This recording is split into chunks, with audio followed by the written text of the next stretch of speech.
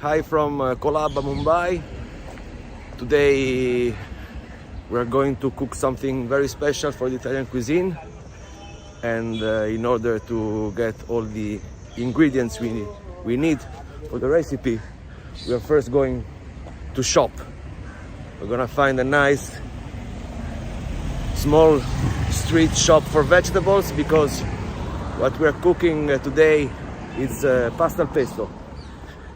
So it's very famous Italian recipe that you all already know, and it's perfect to be cooked here in India because you get all the ingredients you need, and they're also very good quality. We are facing the sea, which reminds me of the region where the pasta al pesto comes from, which is Liguria. Liguria in Italy, it's in the northwest part of the country. It borders with France, and it's a fantastic region. You have beautiful towns, Genova, Imperia, La Spezia.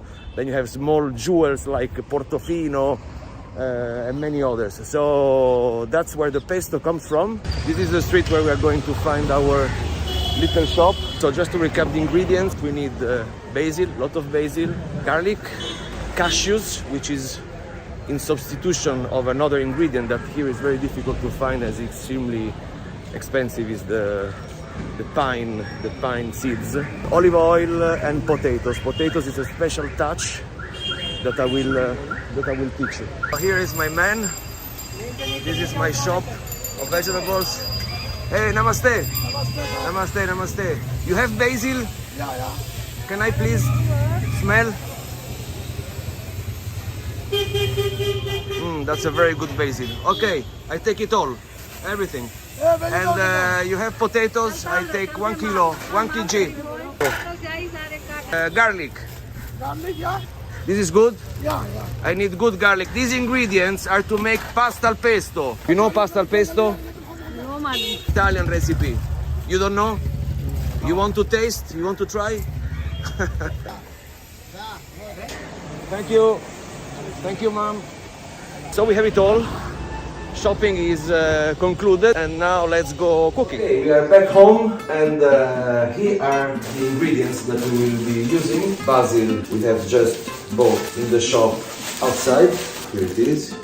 Garlic, cashews, parmesan, linguine. It's a little thinner than spaghetti, but fits perfectly well with pasta al pesto. Olive oil. This is Italian olive oil. And a potato for the final touch. The first thing we have to do is to clean the basil. We have to remove every single leaf. We only use leaves, so this one is fine. This is a long process, but it's absolutely necessary because we want to get the pure side of the basil.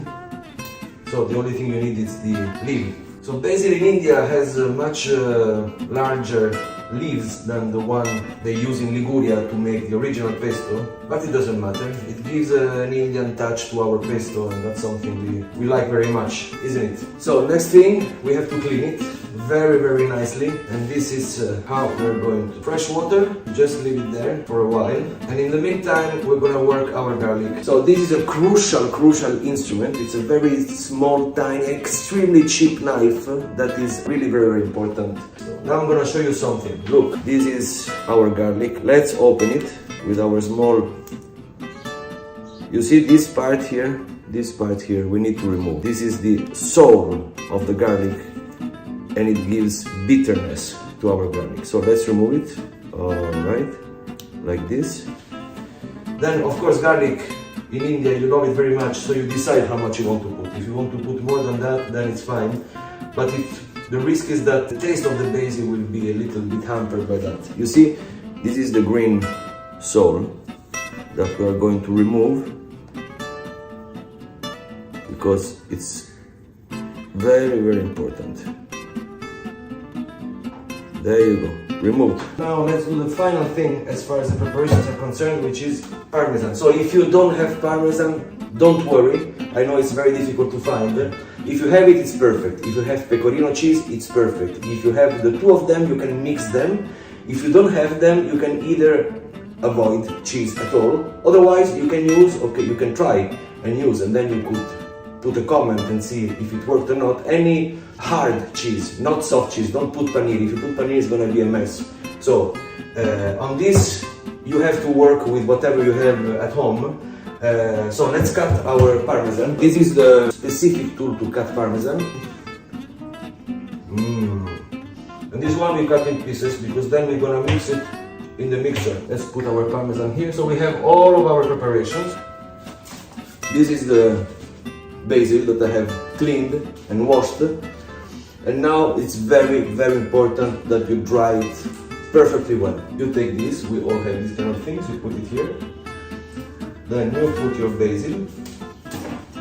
You separate each leaf. It's beautiful. And now we take another one, you cover it, you press. So now while it dries, in the meantime, we're gonna put our water for the pasta. We go on the other side of the kitchen where the mixer is, so I'm gonna show you how it works. Alright, so we have all of our ingredients, and now let's start with the pesto itself. So this part of the mixer and this one I have put in the freezer for a couple of hours because being cold, it avoids loss of genuine green color of our basil. So remember to do that, it's very important. So now let's put our ingredients inside.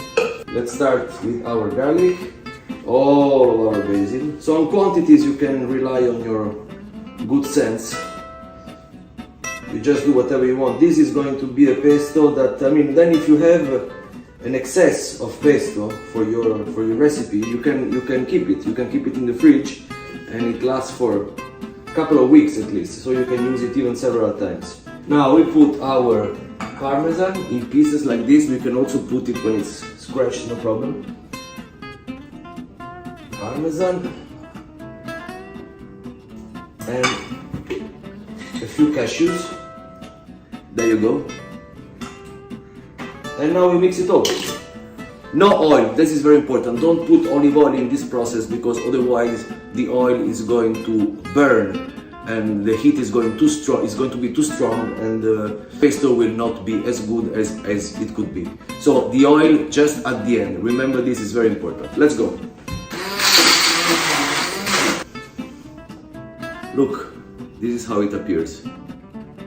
Creamy and soft. Okay, so this is our pesto. Now we're gonna put olive oil inside. Pesto, a jar. Now let's put our pesto in the jar, like this. Fantastic. Olive oil.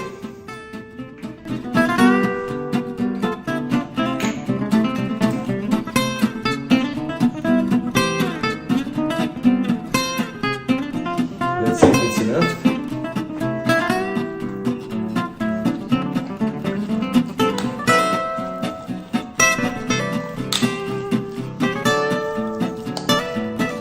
Let's put some more. It smells great. Olive oil. If you don't have olive oil, try with another kind of oil. Of course, it's not gonna be the same, but you can still try. And by the way, let me know if it works. So here we are, ready to put our pasta in the boiling water. It's boiling now. So remember the rule. It's 1 liter water each 100 grams of pasta. We have 300 grams of pasta and we need to put 30 grams of salt because it's 10 grams each liter of water. So let's go. 1, 2, and 3. Because remember that the small spoon is almost 10 grams. So you remember I told you also that we needed a potato for our recipe. So let me take the potato. Potato, I have cut 1 entire potato in small pieces like this. And the recipe that we need wants the potato to be put in the water together with pasta. So let's put our potatoes. Let's take our 300 grams of linguine. Remember, this is it. And now we cook our pasta with the potatoes inside. That's very important. And strangely enough, potatoes that normally take a long time to boil, when you mix them with pasta, they cook at the same time of pasta. And these potatoes will give an extraordinary taste to our final dish of pesto, and with small pieces of potato that are even crunchy. It's fantastic, you will see. So try this. You cut the potato in pieces, small pieces, and you put it together with the pasta when water is boiling. So now we'll wait the needed time. In this case, the package says that we need 8 minutes, so we will be removing the pasta from the water in 6 minutes, 2 minutes before. This is because in the next 2 minutes, from 6 to 8, even though you will be removing the pasta from the water, it will still be cooking, so you need to consider that as well, to get a real al dente pasta. In the meantime, we take this and we're gonna put our pesto inside as a basis, and then we will put the cooked pasta in here directly. Beautiful, beautiful pesto. Since you have still a lot of pesto in here, very hard to remove, what you can do is to take this, take a little bit of water, you put it in here, and you mix it, so you don't miss anything. And you put it inside.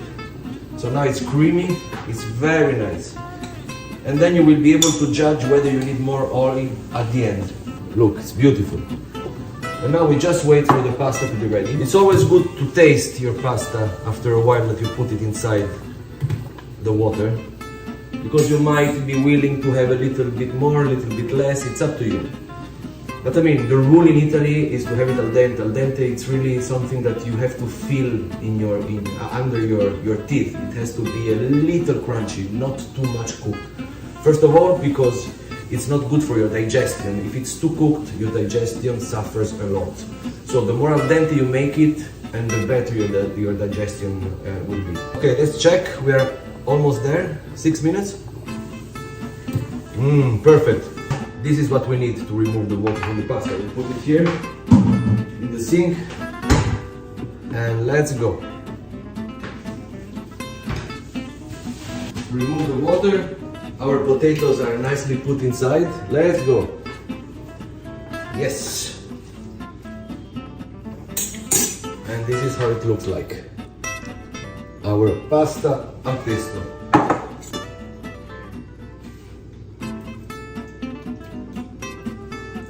It's perfect. So now let's plate it. There is this beautiful technique to plate spaghetti or any long pasta like this one. So you take this kind of tool, you take this one, then you take your spaghetti or linguine, like in this case, you turn it like this, and look what a beautiful nest.